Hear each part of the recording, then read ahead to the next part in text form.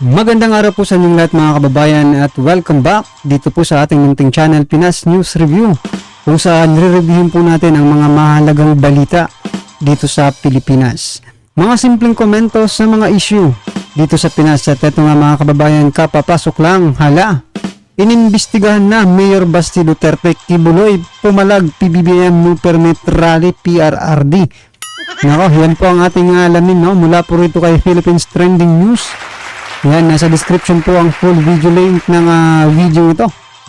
Subscribe na po kayo kay Philippines Trending News. Yan, ha. At kung bago ka pa lang at di pa po nakapag-subscribe sa ating munting channel, please don't forget to subscribe. At i-click na rin po ang bell notification para updated po kayo sa lahat ng ina-uploads nating reaction video. At ito na nga mga kababayan, sama-sama at sabay-sabay po natin pakinggan, panoorin at bigyan ng reaksyon, komento ang video ito. Ito na po. Hinikayat ni Pangulong Ferdinand Bongbong Marcos Jr. ang sambayanang Pilipino na tularan ang kagitingan, integridad at katatagan na ipinakita ng mga bayani ng Bataan dahil naman kagaya nila ay naging matagumpay ang ating bansa sa pagharap sa mga pagsubok sa panahong ito. Ginawa ng Pangulong Marcos ang naturang pahayag sa paggunita ngayong araw ng ika-82 anibersaryo ng Araw ng Kagitingan, Abril 9, taong 2024. Sinabi nga ng punong ehekutibo ang mga dakilang sakripisyo ng ating mga ninuno ay magsisilbi sana na inspirasyon at sundin ng ating mga susunod pang henerasyon sa pamamagitan ng pagtutulungan upang magkaisa na mapagtanto ang bagong Pilipinas na hinahangad ng sambayanan. Kinilala pa ng Chief Executive ang tapang at dedikasyon ng mga veterano ng digmaan na nag-alay ng kanilang buhay para naman sa kalayaan at kinabukasan ng ating bansa. Binigyang diin ng Presidente ang pangailangan na ipagpatuloy ang mga dikain ng mga bayani upang mapaunlad ang ating bansa at angkinin ang mga tagumpay dulot naman ng kanilang sakripisyo. Kaugnay nito ay hinikayat ni Pangulong Ferdinand Bongbong Marcos Jr. ang bawat Pilipino na magtulungan at magkaisa para naman sa ikauunlad ng ating bansa. Kaninang umaga ay pinangunahan ng Pangulo ang selebrasyon ng ika-82 anibersaryo ng Araw ng Kagitingan sa Mount Samat National Shrine doon sa lalawigan ng Bataan. Kaugnay niyan, narito ang parte ng naging mensahe ni Pangulong Ferdinand Bongbong Marcos Jr. Sovereign Philippines.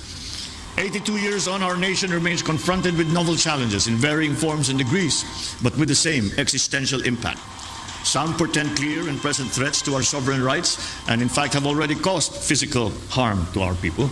Ang mga ito ay hindi katanggap-tanggap, hindi makatwiran o makatarungan, lalo na sa panahong ito ng payapang pakikipag-ugnayan ng mga bansa. Naway magsilbing inspirasyon ng mga kaganapan noong 1942 at ang tagumpay natin noong 1945 sa ating lahat.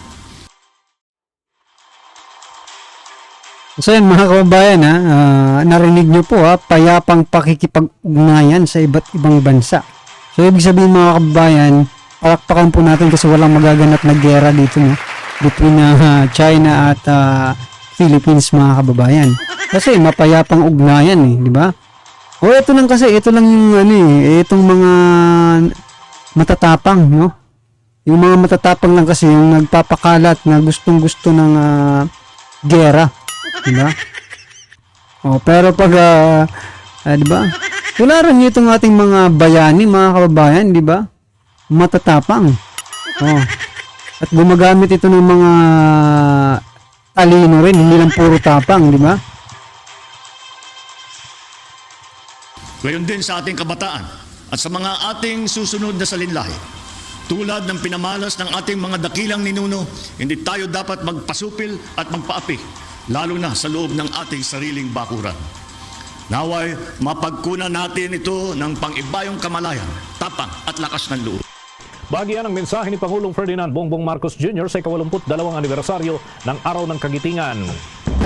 Wala na ba nung nakikitang legal na hadlang ang Department of Justice? Yan ay sa pag-aresto kay Kingdom of Jesus Christ founder, Pastor Apollo Kibuloy, dahil naman sa mga paglabag nito sa usapin ng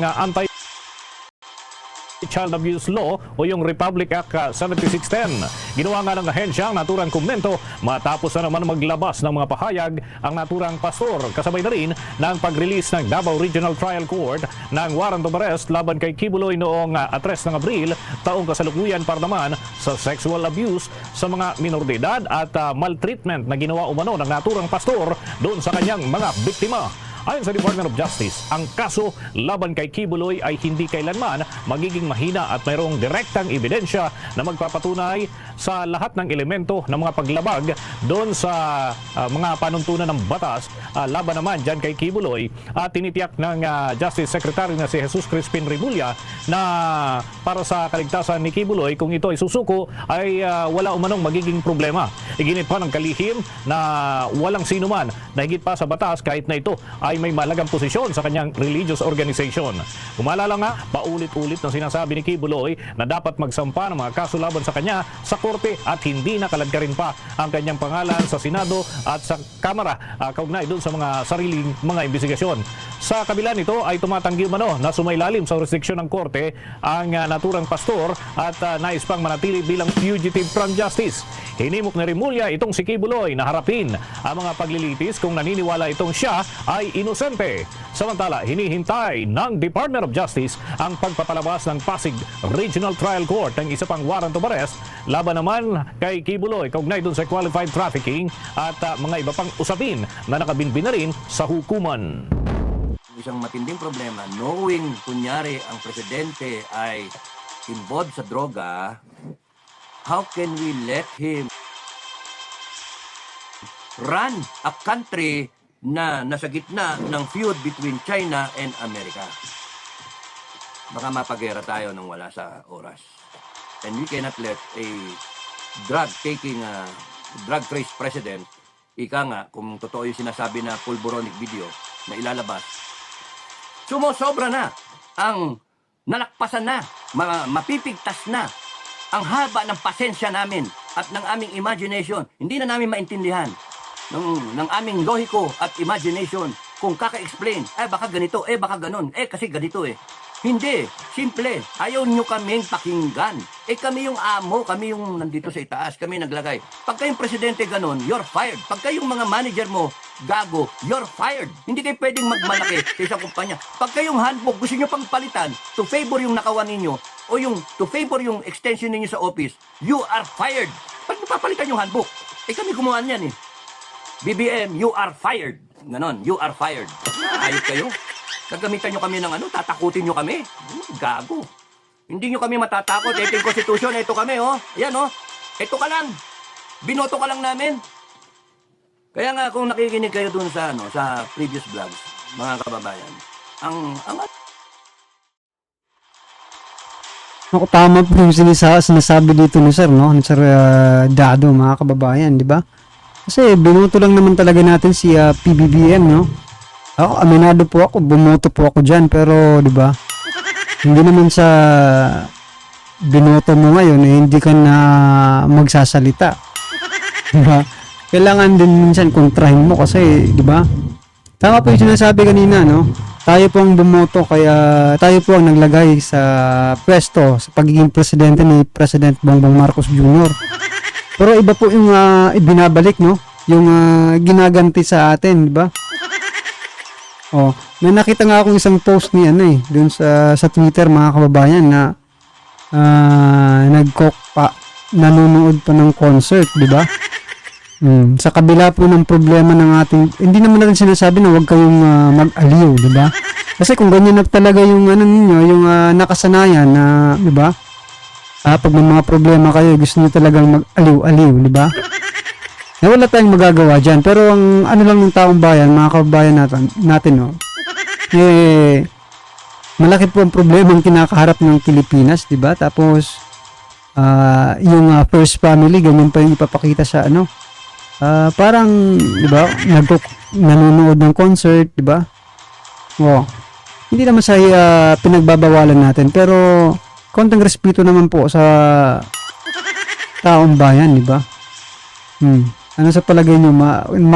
Nakakatulong po ba yan? Na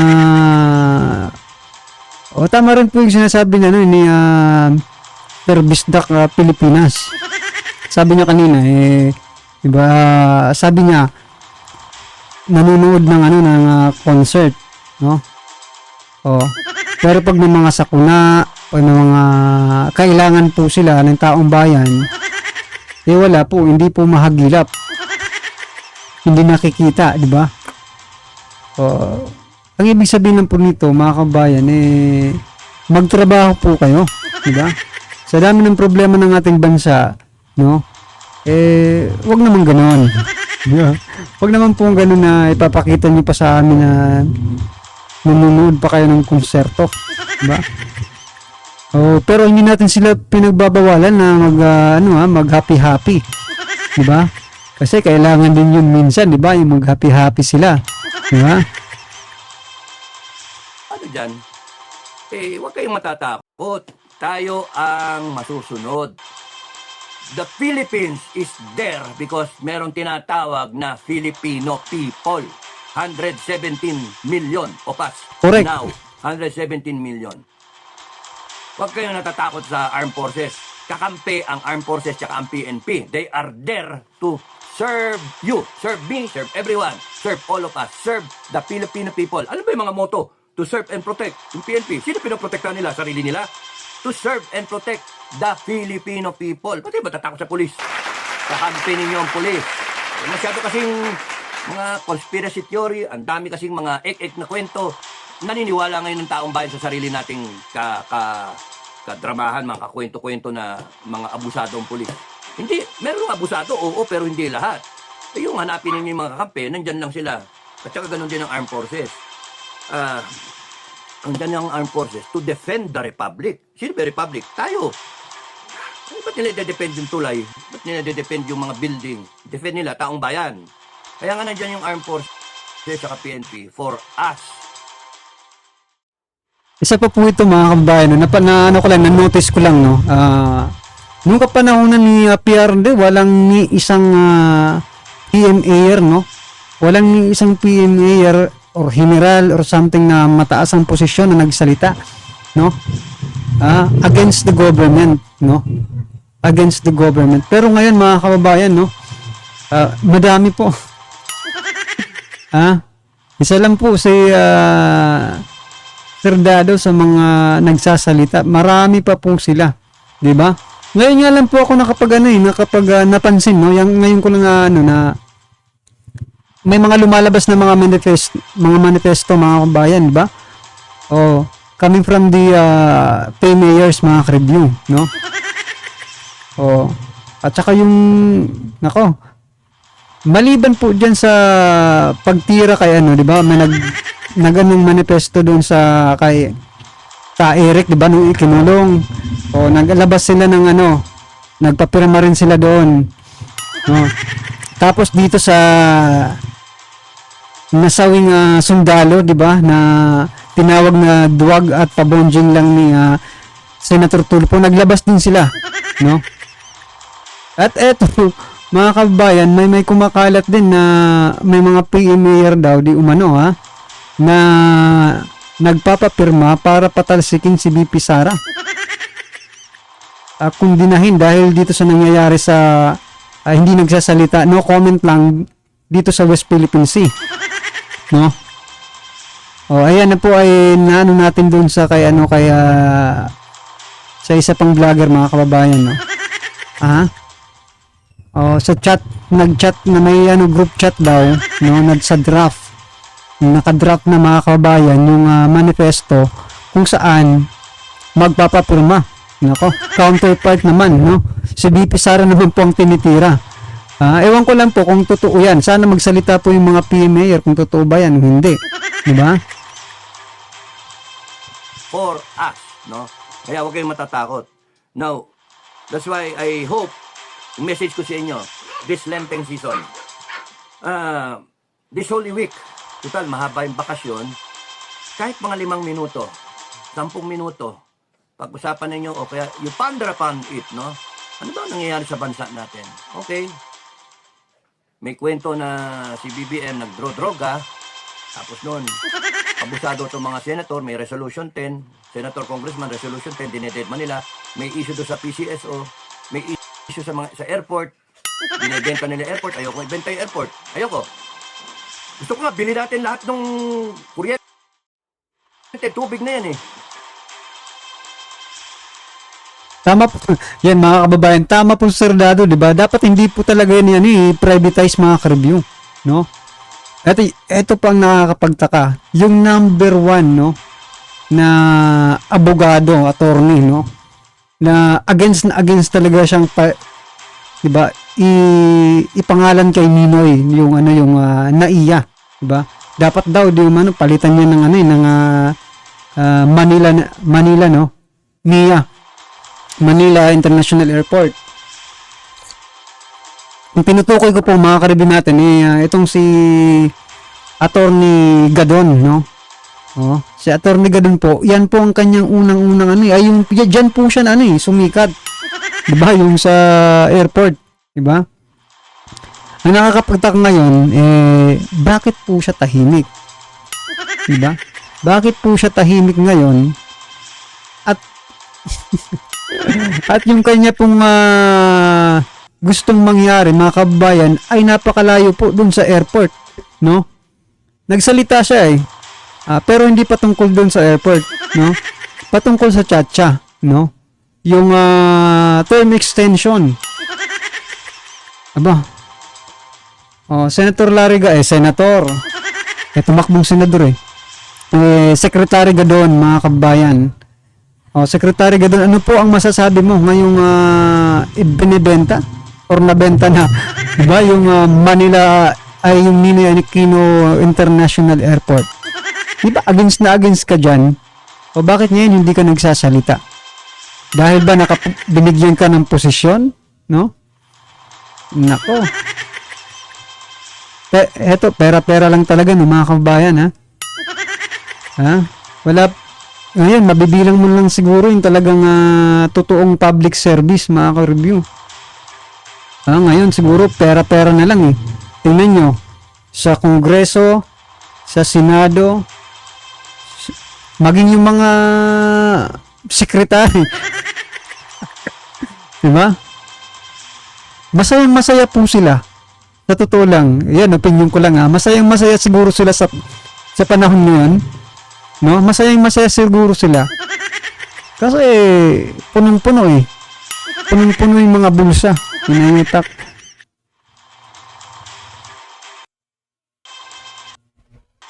Lahat ng natin, pag-ari ng taong bayan, dadating tayo doon na kailangan gusto ninyo. Na kailangan gustuhin ninyo. Implement ng Armed Forces. Implement ng PNP.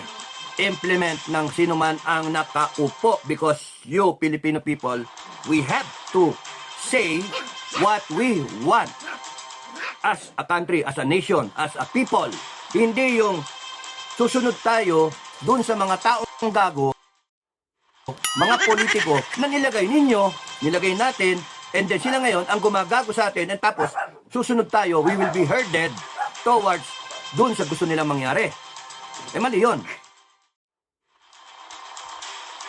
Tama po mga kababayan, no? Kasi yung iba po, no, kahit alam na po nilang mali yung ginagawa, nagbubulag-bulagan pa rin 'di ba? Yung ibang tao, 'di ba? Alam na po nilang mali, nagbubulag-bulagan pa, kinakampihan pa, 'di ba? Kaya hating-hati po ngayon ng Pilipino mga kababayan doon sa mga nananatiling nabubudol or nananatiling nabudol, di ba? At dito sa mga nagising na po sa katotohanan, di ba? Tama po Sir Dado, mga karibin natin, dapat pong express po natin, di ba? Kasi ngayon malaya po tayo di ba? Malaya po tayo, unlike before na walang social media, di ba? Malaya po tayo makapag-express, makapagsalita, di ba? Buti yung ngayon may pwede ka na makapag-comment. Nung dati, hindi ka makakapag-comment kasi nasa TV lang. No? Pwede ka mag-comment, pero hindi ka rin naman maririnig nila. Ngayon, rinig na rinig po kayo nila, mga kabayan, di ba? Kasi, two-way na yung communication. Pwede ka na makapag-react sa sasabihin nila. Sa sasabihin ko, pwede ka pong mag-react, di ba? Kung ayaw mo po sa mga pinagsasabi ko, malaya po kayong nakakapag-comment, di ba? At yung mga opinion nyo, nababasa po natin yan. Di ba? Kasi mga kababayan, yan, tapusin nyo na lang po doon sa kaya Philippines Trending News yung video ni Sir Dado, no? Kung ano man po ang inyong reaksyon doon sa mga naunang topic, okay, i-comment na lang po sa baba para tisalan po ng ating mga kabayan ng inyong opinion, ha?